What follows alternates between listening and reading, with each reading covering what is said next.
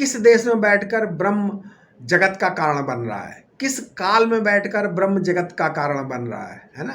किस द्रव्य में बैठकर जगत का कारण ब्रह्म बन रहा है। देश काल द्रव्य अतत्व है, तत्व नहीं है, लेकिन ये तत्व को लखा सकते हैं। अतः तटस्थ वस्तु में हम कारणत्व का अध्यारोप करके उसकी पहचान करते हैं। अच्छा, दिक् तत्व, दिशाएं है ना, दिक् तत्व का प्रारंभ कहाँ से होता है। वे ये पूर्व पश्चिम उत्तर दक्षिण दिशाओं का प्रारंभ कहाँ से हुआ, मेरे शरीर के आगे पीछे हैं, आगे पीछे दाएं बाएं ऊपर नीचे, तो दिशाएं प्रारंभ होती हैं कि नहीं शरीर से। तो इस दिक् तत्व का प्रारंभ मैं से ही होता है। इसी प्रकार काल का आरंभ कहाँ से होता है, इसी वर्तमान सेकंड से काल आरंभ होता है। तो वर्तमान सेकंड का आदि और अंत ही काल का आदि और अंत है।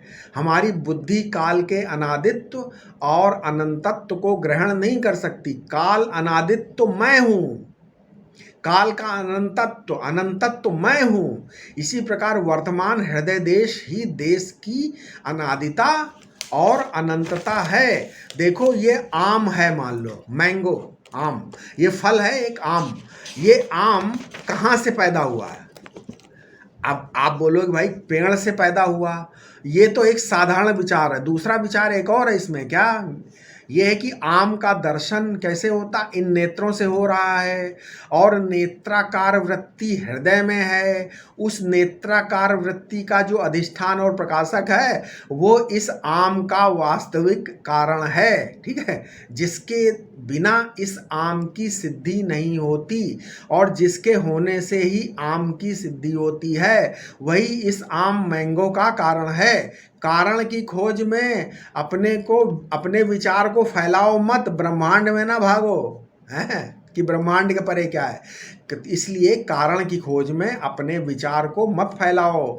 विचार को लाखों वर्ष पीछे क्यों फेंक रहे हो, एकदम विचार शून्य हो, विचार को लाखों वर्ष आगे को फेंकते हो। ये देखो कि इस समय क्या है, प्रेजेंट टाइम में, वर्तमान समय में, इस पर विचार और विश्लेषण करो। तो सबसे पहले तो आपका मैं ही आएगा, मैं, है ना। इस पर विचार, इसका विचार क्यों करो कि मैं क्या है, मैं, तब पता चलेगा कि हृदय गुहा में स्थित स्फुरित मैं साक्षात ब्रह्म है, और वही समस्त जगत का अभिन्न निमित्तोपादान कारण है। वही मैं अज्ञान के कारण मैं तू यह वह के रूप में स्फुरित हो रहा है।